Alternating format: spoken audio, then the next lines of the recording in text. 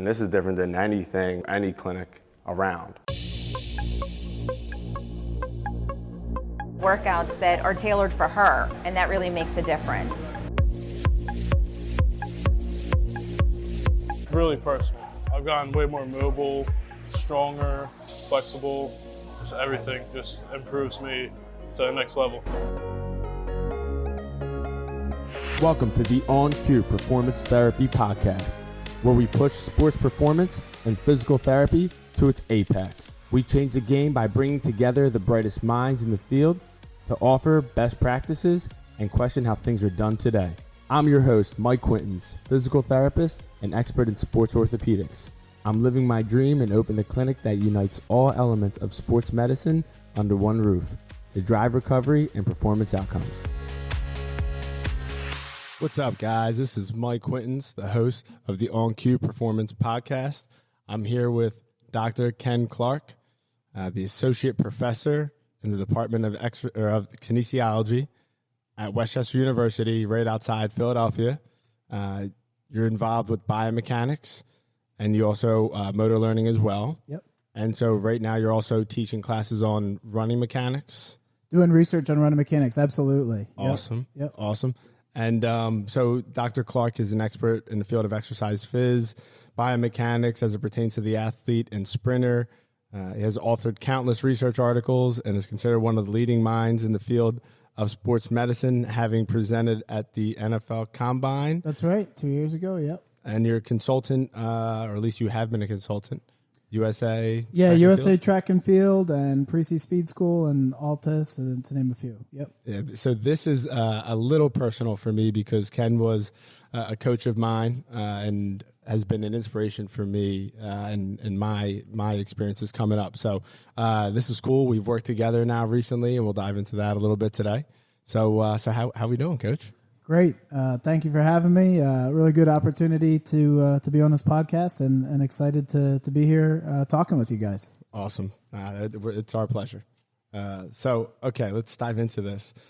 Tell us about your background, where you grew up, what drove your passion for what you're doing now? Yeah, absolutely. Something I like to talk about. Parents are from Philadelphia area. I was raised in Connecticut and grew up playing 3 sports, football, hockey, baseball. Narrowed that down to football, baseball in high school, and then played small college football. Like every athlete out there, was not as fast as I wanted to be or needed to be, so I had a lot of years of experience training for speed. My dad was a biomedical researcher, but also a high school football coach that worked with a lot of athletes on their speed, and so I naturally became the guinea pig. And it was great. I mean, I was doing plyometrics and overspeed at age 9, so it was trial by fire, and developed a passion for it really early on. And then for anyone who knows what I look like, I don't really resemble Usain Bolt, so it was clear that Division III athletics were the end of the road for me. And after that, I got into coaching and was a Division III grad assistant coach for 2 years, and then kind of moved more into the world of strength and conditioning. And really what drove the passion for me was trying to apply research and scientific principles to enhance sports performance. So I knew from the things that I had done, which were pretty advanced for their time in the 1990s, but I knew that the science was really emerging in this field, and that there were specific methodologies that could enhance an athlete's performance effectively. And it just became interesting for me, both from a intellectual curiosity standpoint, but also from an applied performance standpoint, to be able to try to learn more about these methods and then apply them to the athletes that I was working with. So in 2008, I went back for my master's degree at Westchester University. I had an undergrad degree in psychology because the school that I went to didn't have exercise science. So psych is a great degree for this as well, but did a master's in kines at Westchester, and the research bug really bit me as I was doing my thesis, and so decided to pick up and move down to Dallas in the hated land of the Cowboys, and did 5 years down there for my PhD in biomechanics, and that was specifically in Sprint Biomechanics with Dr. Peter Weyand and Dr. Larry Ryan, and that was an incredible lab, the Locomotive Performance Lab there at SMU. And then in 2015, Had the opportunity to move back to take a professor job, assistant professor in the Department of Kinesiology at Westchester, and jumped at that chance. And after my first year where I did no coaching there, for the last 4 years, I've been involved with various teams, both in strength and conditioning and more specifically as a volunteer sprints coach for the track team. That's a lot of different hats. I'm fascinated by your desire to want to coach and teach.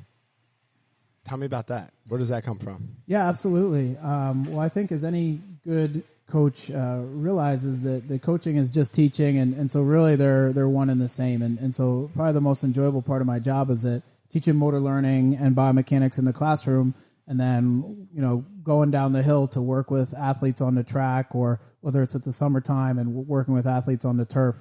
Literally, motor learning and biomechanics is the art and science of coaching combined. And frankly, speed development is that science applied. I mean, there's nothing more applied than motor learning and biomechanics when you're trying to coach speed.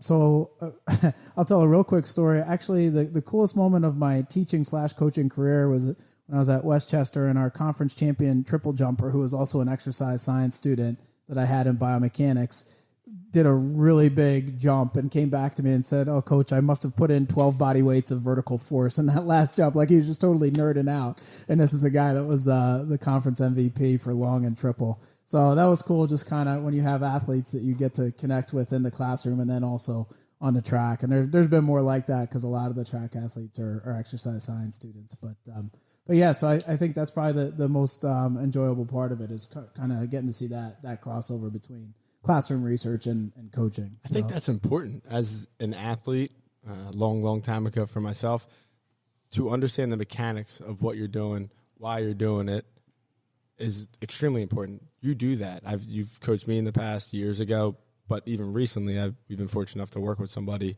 who we worked together on through their sport speed and mobility and stuff. We'll dive into it. But you love to talk mechanics. You love to coach up on it.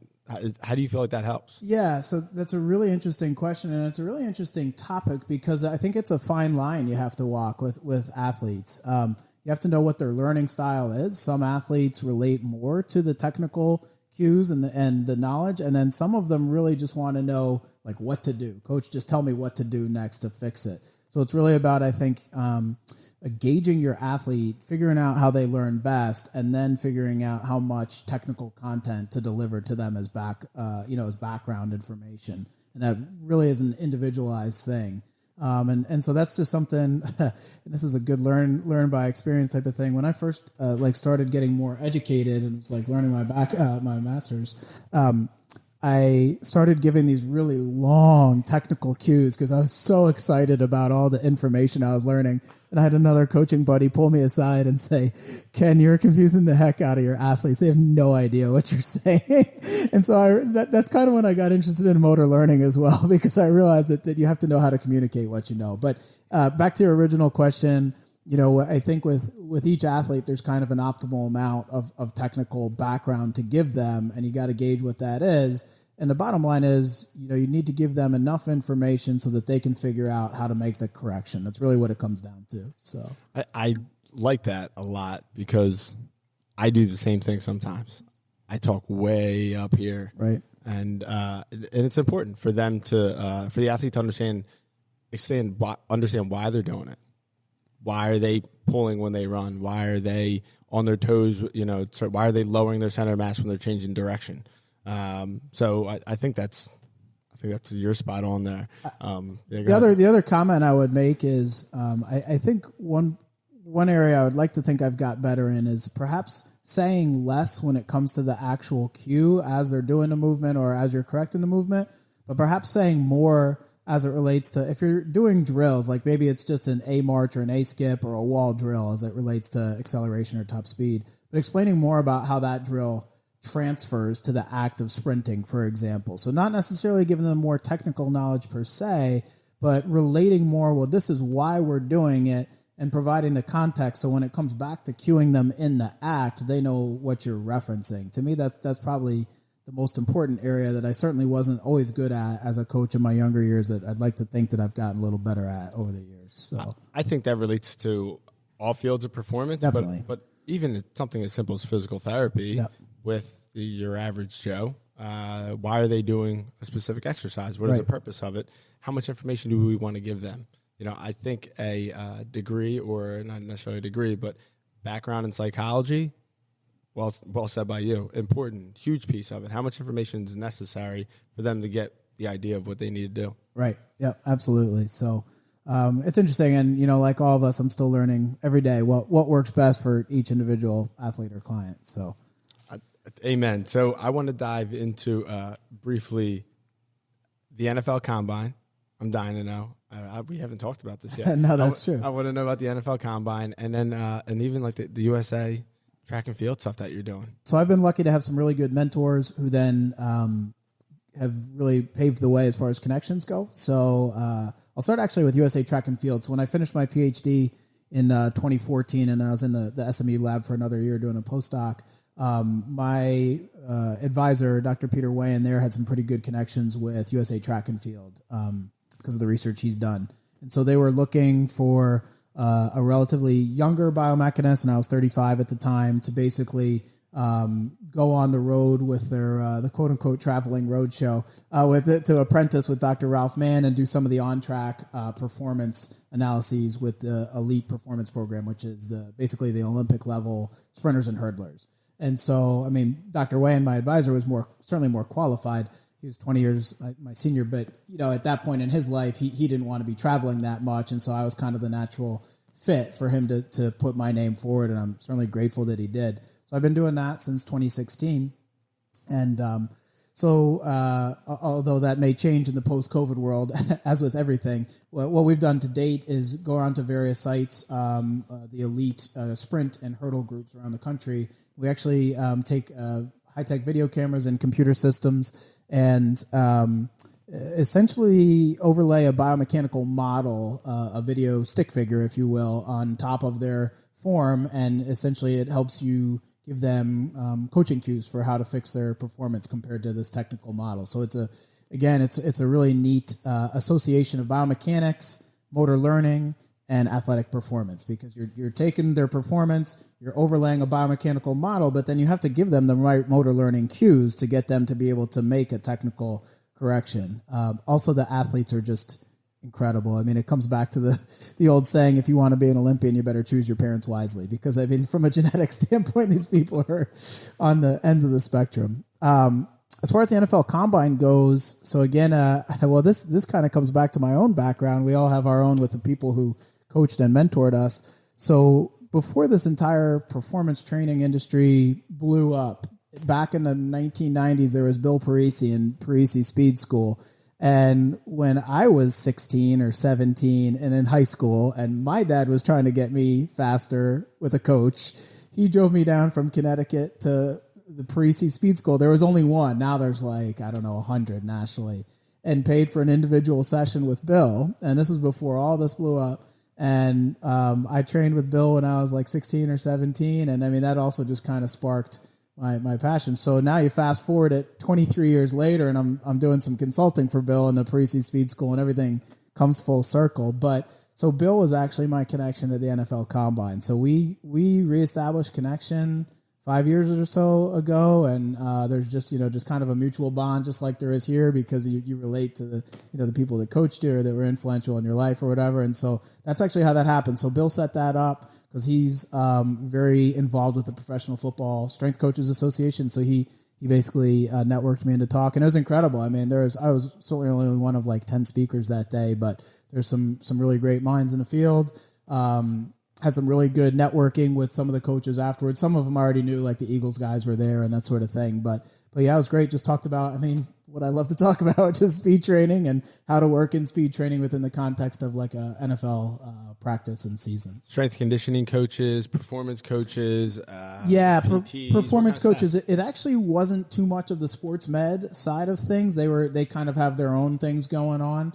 But I'm hopeful that those networking connections will, kind of blossom from there in the future. That's for sure. So that's awesome. And so, real quick, back to USA Track and Field. Cues, verbal cues. What else? What else are you offering then? So I'm kind of curious. No, absolutely. I mean, I think there's verbal cues to a large degree, but then there's also, if you look at some real nerdy motor learning theory here, dynamic systems approach, a constraints-based approach where you're doing, which is just a fancy way of saying, hey, maybe we're just doing, some mini hurdles to work on stride length or top speed mechanics. Literally, it could be as simple as like holding your hand over the top of their foot to make sure that it recovers in a proper manner, that sort of thing. So yeah, it's some of it's pretty high tech, and then other aspects of it is nothing more than good coaching. But isn't it nice when it's just something that simple? Yeah, literally, just pick your foot up to this point and that's slam it it straight down. Yeah, they have the skill. They have the skills to do it. Yeah, just giving them the cues. That's fascinating. That's right. And sometimes it's incredible to see. It's incredible to see both ends of the spectrum. Sometimes you can see a really elite athlete that has trouble making a minor change, and then on other times you see an athlete that can make an incredible change really quickly. So it's a great point. I had a player. I'm not going to give too much detail here from the Canadian Football League come in here. And I had him do lunges, lateral lunges, reverse lunges, forward lunges, and then come back into a standing position on one leg. So the lunge leg would then come up into a march position all over the place, like leaning on the lunge, losing his balance at the top of it. I told him what he was doing wrong and that he wasn't using his glutes properly, like stabilizing at the top. That's why he was losing his balance and so forth. Had him do it again, nailed it. Like he never did it before. Right. But never did it before to perfection. Yep. And I was like, that's why. Yeah. That's it. That's right. It's very satisfying when it clicks like that, right? When they're able to fix it. So. And they have the skill set and the God-given ability and the parents, I guess, right? The that's right. To do it. So absolutely. I'm really interested to share some of what we're passionate about right now. I'm working with we'll call him Client B. And we've had some quick background on this young man, and please jump in.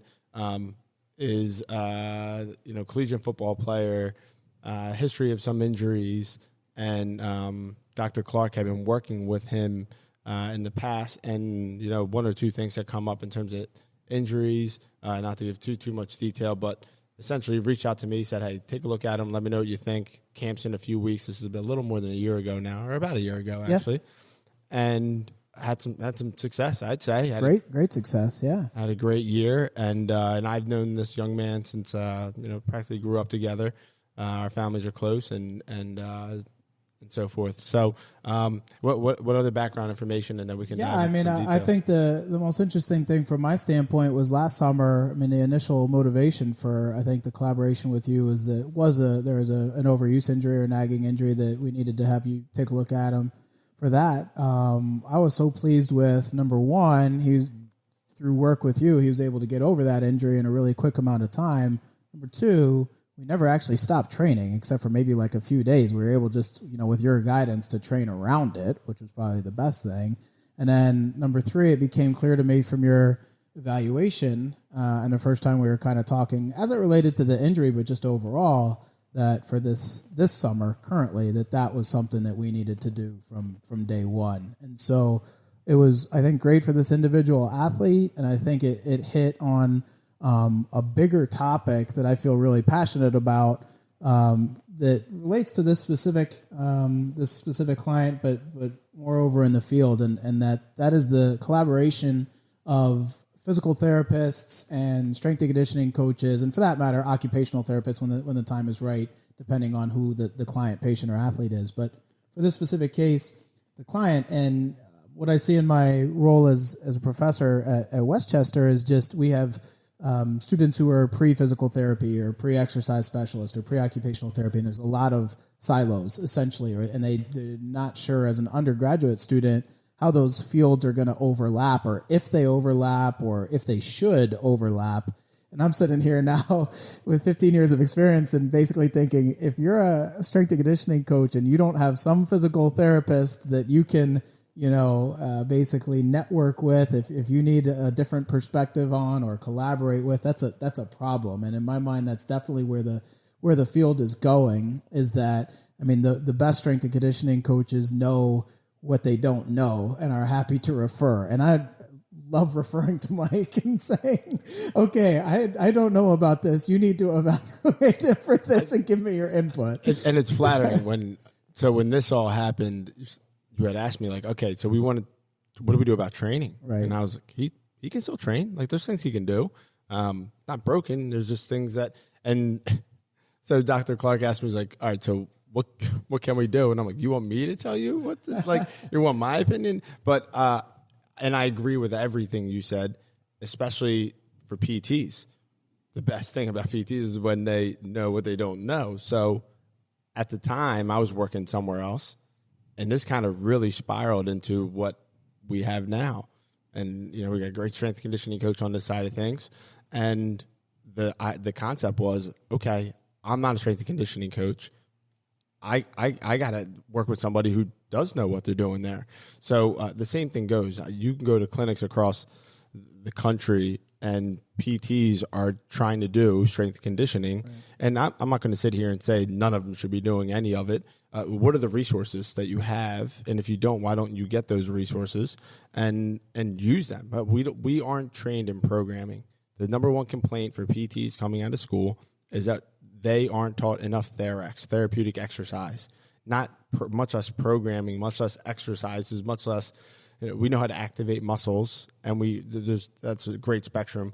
But not to dive too deep into the weeds here, what PTs need strength and conditioning coaches for programming and for the resources and the equipment, nonetheless. Yeah, and on the flip side of that coin, I mean, the strength coaches need PTs and ATCs essentially for everything else. I mean, if there's any restrictions, if there's anything that the athlete shouldn't be doing, and I mean, what I've liked about our programming so far with this client is that, I mean, literally every phase we've been putting our heads together, and it's I mean, truly been a collaborative effort. And I feel like, the movement quality overall is much improved, and knock on wood, zero training injuries. I always hate saying that because I'm a very superstitious person, but incredibly healthy this summer, and performing at a high level, and I mean, ultimately that's the way it should work, and I think that's really where all of these models should be going. I mean, whether it's a private sector model, certainly in any sort of school setting, whether it's athletic trainer and the strength and conditioning coaches, I mean, the right hand absolutely has to know what the left hand is doing, both in general and for specific athletes. So dive into that a little bit, and I'm more so curious about the model, right? So you've been the lead. There's no doubt about that. But when it comes to programming, communication. Absolutely. I mean, I've been blessed to work with some great athletic trainers at Westchester, because Westchester's got just a super strong sports medicine program. And so whether it's just the faculty members there that I collaborate with, or specifically our master's students in sports medicine who serve as the athletic trainers hands-on for the sports teams there. So we've had some great athletic training master's students who are athletic trainers for the track team, for example. Awesome. That is so cool. And it's cool. Like both of the athletic trainers the last 2 years have been students in my grad motor learning class. So you get to know them in a lot of different contexts. But I think where the overlap, you see that the most is for example, if there's a hamstring strain, and we've been lucky, and I think we've been smart as far as our warm up and other things go. We haven't had many, but it's track. It happens. And so when an athlete is coming back from a hamstring strain, I mean, that communication is so key, just the way it was with our client last summer. Typically, there's things that the person can be doing sooner rather than later. You're not going to bring them back and put them in an open 100 in a meet 2 weeks later, but they can be on the ground doing some ground-based things at various degrees of intensity. It just needs to be that the coach and the athletic trainer have a direct line of communication and are on the same page, and that the athlete is also clearly in that triangle of communication so that everyone knows what's expected and everyone's kind of on the same wavelength when that athlete hits the ground running, pun intended. So I think that's been the most beneficial thing that I've seen out of those types of relationships. I should give a shout out here to head track coach Jason Kilgore, who's a friend and a colleague of mine who does a really great job of networking with the athletic training staff at Westchester. So what else does that coach do that's great in your opinion? I'm curious. So you said communicate. Yeah. I mean, there's certainly daily communications with the athletic training staff, as a whole. And I think just with the athletes individually, our entire coaching staff, I would like to think we've got good lines of communication with the athletic training, with the athletes and the athletic training staff. I mean, that's the core of any good athletic program in any capacity, right? It's communication. Yeah. So how about trust? What's your take on that? Yeah. I mean, we have, core values just the way any other program does, that our athletes need to memorize them. They're in the team handbook, and trust right up there, attention to detail. So don't put me on the spot and make me rattle them all off right now. But I'm also curious about, so I think a lot of that relationship has to do with that you trust the athletic trainer or the PT, whatever you may be working with that specific team or athlete, that they're going to do the right thing, that they're invested in that athlete's optimal performance, recovery, et cetera. Yeah, absolutely. And I'll bring it back to the specific client that we've been talking about last summer and this summer. And you've known that client for your life. I've been working with that client for 4 years. So there's a lot of trust there.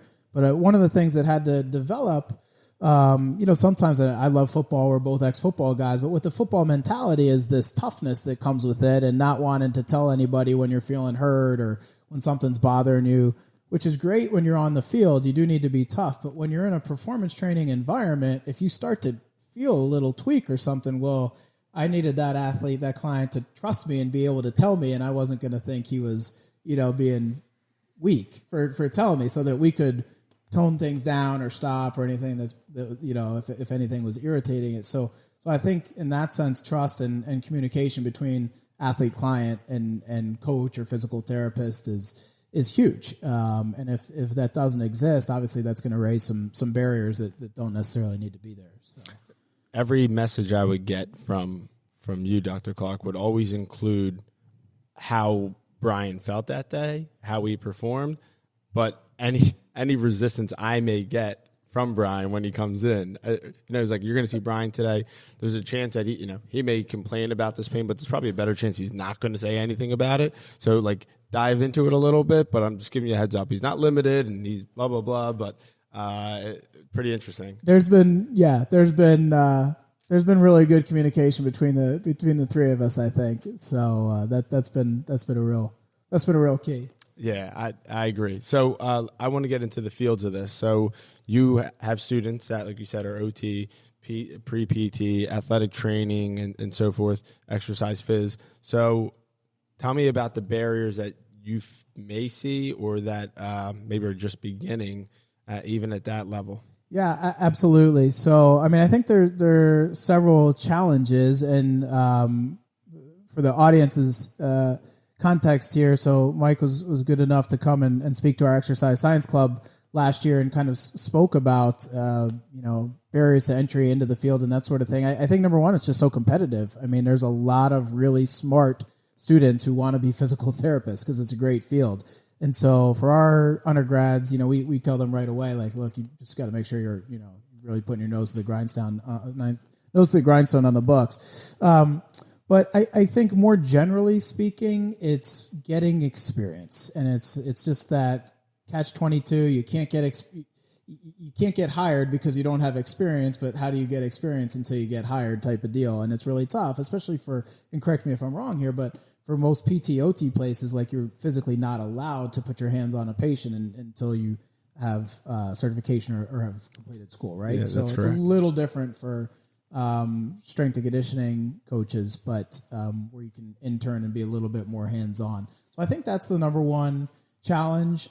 For example, we strongly recommend that our students get involved with things like the Westchester Adapted Physical Education Program, which is run by Dr. Monica Lepore, and that's a really good way for them to kind of get some experience working with people, albeit not hands-on, like in a physical therapy clinic. But that's the number one thing I think is we're all movement coaches, and that's kind of a cliched line, right? But whether you're a physical therapist, occupational therapist, strength and conditioning coach, or a parent trying to teach your 3-year-old kid how to ride a bike, we're all movement coaches. And so just figuring, getting experience doing that in any capacity and getting better at cueing coaching movement is really the biggest challenge. So Absolutely. I think PTs claim, maybe we are, I don't know, movement experts, the experts in movement, right? But you can't tell me a biomechanics, degree, someone with that master's degree or doctorate degree isn't an expert in movement, right? So I think you're exactly right. It comes down to experience.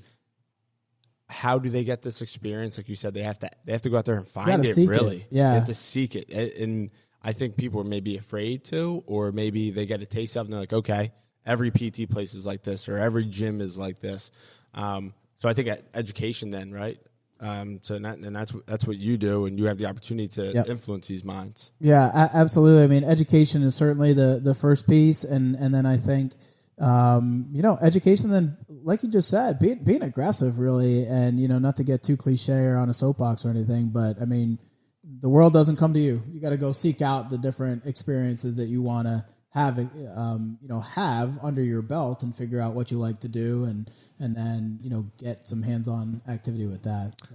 Yeah, great point. I think if we can put together a world where they have the resources, right, and talking to your professors and so forth is a way to get the resources in the right place. So with that said, getting these young minds together and working together, do you guys have any programs where you get the PTs to work with exercise, science majors, et cetera? So yes and no. So within the Department of Kinesiology, we do have 4 concentrations.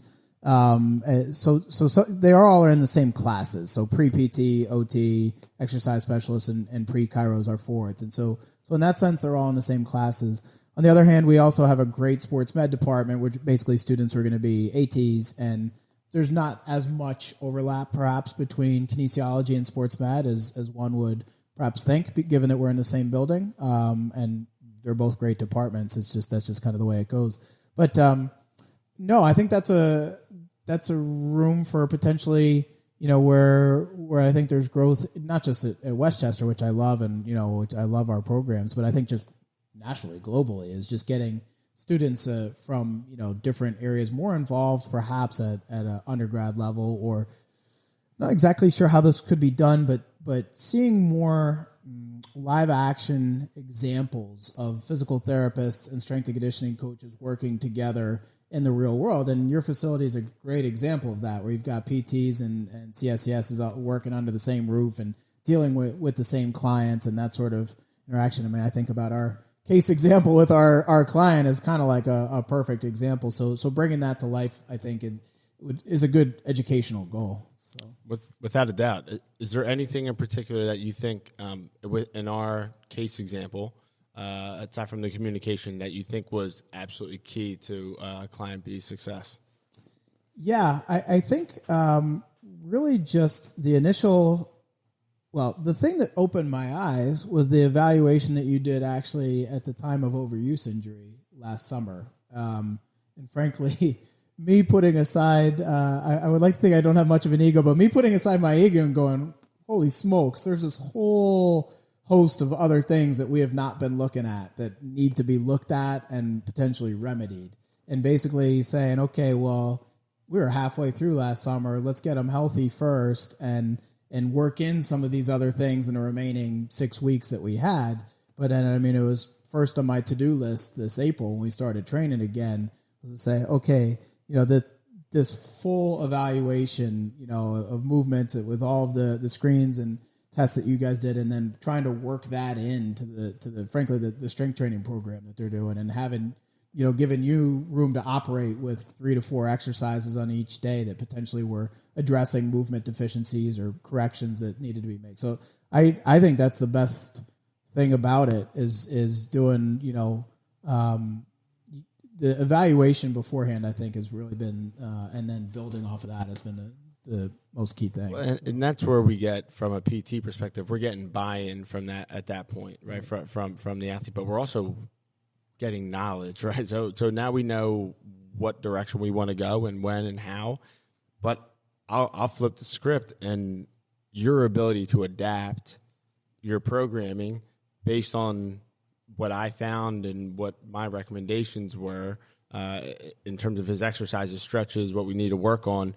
you would adapt frequently on, okay, you did this today with him. All right, I'm going to do this with him this time. Yeah, everything's got to be fluid. The last little piece I'll say, because this is actually ties it almost back into speed training in particular and like technical models for coaching, which is one of my favorite things to talk about.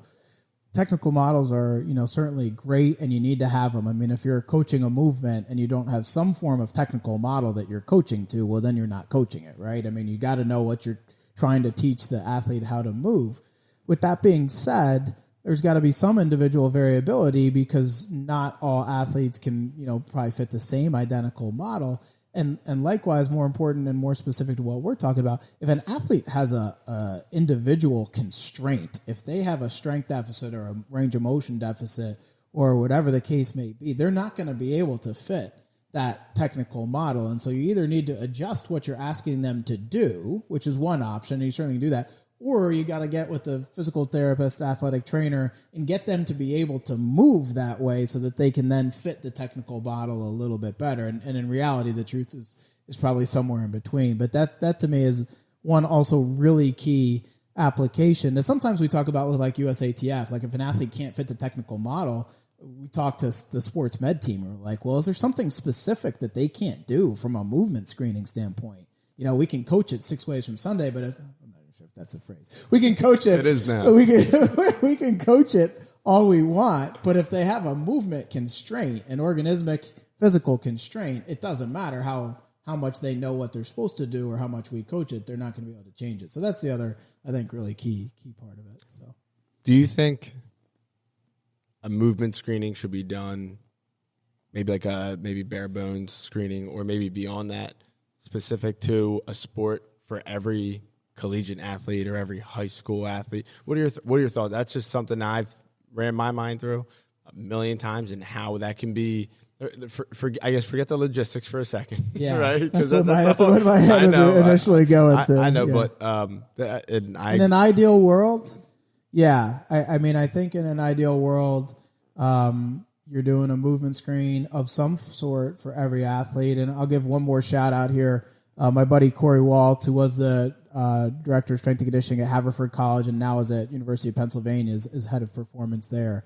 So when he was at Haverford, and I know he's starting to do this at Penn, he's only in his first full year, they would screen every varsity team sport athlete, and he would collaborate with the athletic training staff and his strength and conditioning staff, and every athlete, and that's a lot, even at a Division III school like Haverford, at the beginning of the year. And so especially for incoming freshmen, if they weren't, if they couldn't body weight squat appropriately, they were going to be doing something other than back squat, for example. But they did that all the way through, and they, had movement vitamins, they called it, which is basically just prehab and rehab exercises. But yeah, it's I think not only a good idea. I mean, I've seen it done in action, not by me, but I've seen other people do it really well in the collegiate setting. And I mean, it is a logistical challenge, there's no doubt. But that's where it comes back to this exact conversation. If it's just the strength and conditioning staff, A, you're probably not going to be able to get it done logistically. And B, is that really the people you want? Look, I mean, with all due respect to all those great strength coaches out there, of which, I'm in that strength coaching network. But I mean, what you really want is your sports med and your strength and conditioning staff doing those screenings collectively. And then you can come up with kind of a good prescription for what these athletes should be doing. So. Does it come back to I think it comes back to qualifications with some of it too. So as a PT, there have been times I'm guilty of it. I'm doing sports performance with an athlete, and especially when I wasn't here, I was in a different place. I did not have the resources, and the question I had asked myself at this point, I had kind of like an epiphany: is do I have the qualifications, or are these my best qualifications? Right. For this individual? How can someone else do this better than me that I can reach out to? I'm all about that. I mean, I can do the FMS, but there's a lot of better people than me when it comes to doing screens for athletes. So I'm all about referring out. How do we get minds to think that way? How can you yourself, and maybe this is some deeper thought here, and but for me, I'll answer first while you're thinking about it. But how can you help younger minds think that way? For me, I have to educate the people who do come in the shadow. Anyone who's called the shadow or hang out or get internship hours, we haven't turned anyone away. I mean, Right. whether it's a one day or you want a handful of hours, as long as we don't have too many people in here and we're all wearing masks right now, Right, right. I'm fine with it. Yeah. But that's an opportunity for me to educate them on, okay, here are my qualifications. I got strength and conditioning over there. Right. I'm gonna let Jordan handle that, or whoever my strength and I conditioning think is. it's really a mindset change, as opposed to, people potentially feeling like if they don't know the answer or they're not qualified to do something themselves, that's a weakness per se. When really, I think, in my opinion, I know you would feel similarly, that if you don't know, or maybe you're qualified but you're not as qualified as someone in your network, I mean, it's not a weakness to refer them to somebody else. It's a strength, because ultimately you're doing better by your client, athlete, or patient. I mean, for our specific client that we've been talking about, well, I could have, thrown some darts at the dartboard and maybe come up right once or twice about what was going right or wrong last summer. But why would I do that when I can just say, Mike, I need you to, you're way more qualified than I am to do this evaluation and tell me what's going on. And ultimately that turns out best. So I think it's just kind of a mindset shift and saying, hey, there's strength in saying, what you don't know or who's better qualified than you for something, especially if it's not like in your direct wheelhouse. So when we were putting this program together for client B, I shouldn't say we, it was Dr. Clark put a majority of it together. Dr. Clark would send me the program and highlighted it, 2 lines in yellow for each day. And they were either like a mobility core concept, but it was something like maybe a little bit more PT oriented, but really geared towards what Brian's deficits were that we wanted to work on that day. But they were always a progression from month to month. It was actually really cool to see Dr. Clark kind of program through all this. So I'm kind of, I want to dive into that real quick in terms of, how true you feel about this is that you even asked me to contribute to your programming. I mean, that's awesome. Not just take a look at him and do your thing and send him back to me. No, absolutely. But, I mean, day to day, we're communicating because he's on speed the same day. He's working with, the lifting in here, and then I'm working on them and so forth. So, yeah, no, it's been great. I'd be lying if I said it wasn't to my benefit. I mean, part of it is because I respect your knowledge and trust that that's what's best for Brian. But it's good to, more knowledgeable sets of eyes are better for ultimately for the patient, athlete, or client. So yeah, absolutely. So I kind of want to bring this full circle then, right? So what we can be doing better then is educating young minds, experience, resources. How about the ones who have been around for a while? What do you think? Should we tap into resources? What can we do differently? Wow, that's a really great question. I think it's so cliche, but trying to get out of one's safe zone every now and then, out of one's wheelhouse, and looking at things from a different perspective, or trying to dive into an area of knowledge that perhaps one has avoided. This happened recently for me, putting together a piece of educational content. You and I talked about this as well. And, there was 80% of it was right in my wheelhouse, and 20% of it was an area that I knew kind of and probably should have known a little better. And at first I was a little tentative, and I was like, well, I'm not sure if I really want to go in this area. It's not what I know. And then ultimately I realized that was best for the content. I was like, well, I guess I'm just going to have to suck it up and really dive into the literature here. And so sometimes, it's, sometimes it's not comfortable, but that's really what it takes, is just to, push oneself outside the comfort, limits or boundaries. And then afterwards, again, it puts you in a position of strength. Knowledge is power. And so afterwards, you feel better about it. So, I think for those of us who are, and I wouldn't call us old heads by any stretch, but, gaining an experience, something like that, just continuing to have, continuing to go outside of our current knowledge areas and just continuing to learn. That's really all it comes down to. There's a saying, I think, goes something like this that I'm absolutely in love with: get comfortable feeling uncomfortable. No doubt. Yeah, absolutely. Yeah. That's exactly what you just pretty much just said there. There are journal article groups out there that meet, weekly, monthly. I know like in Philadelphia, they have like sports medicine and performance come together for journal articles. I think that those are great resources that people need to look up, tap into, network. Yep. I mean, it's really simple as networking. LinkedIn. I mean, all those things are great. And then, I know this strategy gets mentioned often, and it's a good one, but breaking down reading into just, small chunks. I don't actually do it to 10 pages out of a book. Sadly, what I mostly end up reading is journal articles. But I mean, when I was at my peak rate of kind of learning, I think when I was in my late 20s, it was just, a half journal to one journal article a night. And then by the end of a calendar year, you've just racked up an enormous amount of at least book knowledge. So I think about that. How many physical therapists and PTs are trained in school to understand, the methods of articles and study articles and take the value for what it's worth. Someone like you with your background in your late 20s reading an article to a half article to an article a night. Are you kidding me? Well, the funny thing is, I'll get home from Summit at 10:30, and then I feel like I've just been coaching all day, and I wanted to do something intellectual, so I'd go at 10:30 at night, and I'd read an article. Drive. That's how it happens. Freaking drive. I found that in the very beginning of my career, especially, and I had done an orthopedic residency to start. I found that I couldn't figure something out. Yeah. That drove me to go home and find this article or Google it or dive deeper into research that I could find somehow, some way. I remember using my old Widener login from my library for the library before the year was out, just to learn as much as I could. So I think that sums it up right there. I think drive to want to do better, get better. Trust, uncomfortable. I mean, there's so many themes in this. So let's please share with our listeners how to best get in touch with you.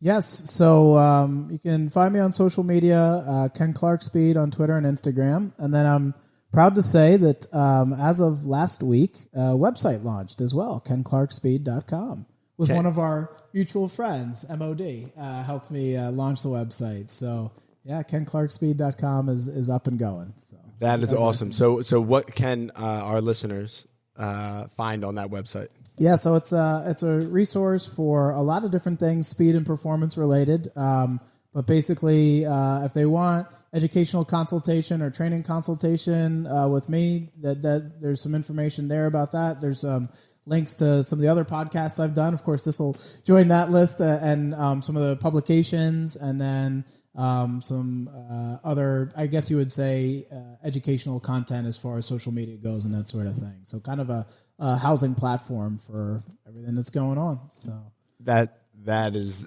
genuinely one of the best things it's exciting, I've ever heard. I'm pretty pumped about it. So. As you should be, and you have the experience, you've done the research, you care more than anything else. So this has been an absolute pleasure. Yeah, no, it's we're just hanging out talking. Yeah, right.